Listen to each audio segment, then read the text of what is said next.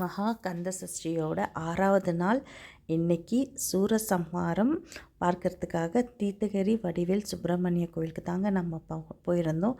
நாங்கள் வருஷம் எப்போவுமே தீர்த்தகிரி கோவிலுக்கு தாங்க போவோம்.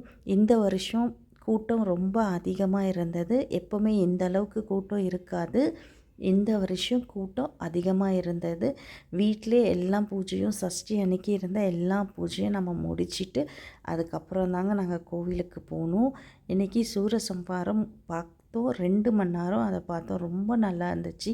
அந்த கதைகளெல்லாம் சொல்லி அவங்க அந்த சூரசம்ஹாரம் பண்ணாங்க. கேட்க ரொம்ப நல்லா இருந்தது.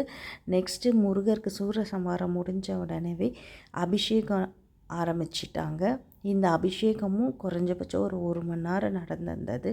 ரொம்ப நல்லா இருந்தது. இந்த அபிஷேகம் எல்லாமே சேர்ந்து எல்லா அபிஷேகமும் பண்ணியிருந்தாங்க.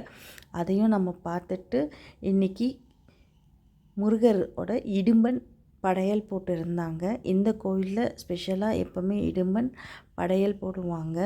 அந்த இடும்பன் படையலில் எல்லா விதமான சாப்பாடும் இருக்கும்.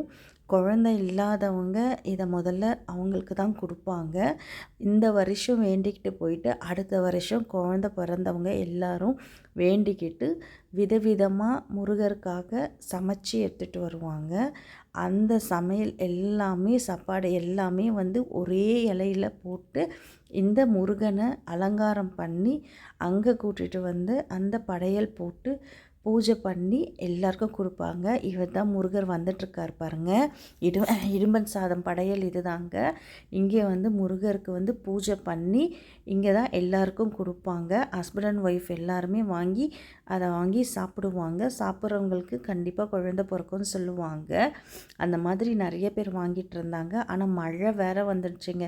பாருங்கள், இதுதான் இடும்பன் சாதம் படையல் எல்லாமே ஒன்றா போட்டு சாமிக்கு படையல் போட்டு முருகருக்கு கொடுக்குறாங்க பாருங்கள். நெக்ஸ்ட்டு நாங்கள் முருகரோட கல்யாணமும் அங்கே நடந்தது. அதையும் நாங்கள் பார்த்து எங்களோட கந்த சஷ்டி விரதம் அங்கேயே முடிச்சாச்சு. அவ்வளோ சூப்பராக இன்றைக்கி கல்யாணம் பண்ணாங்க. பார்த்துட்டு வீட்டுக்கு வந்தாச்சு.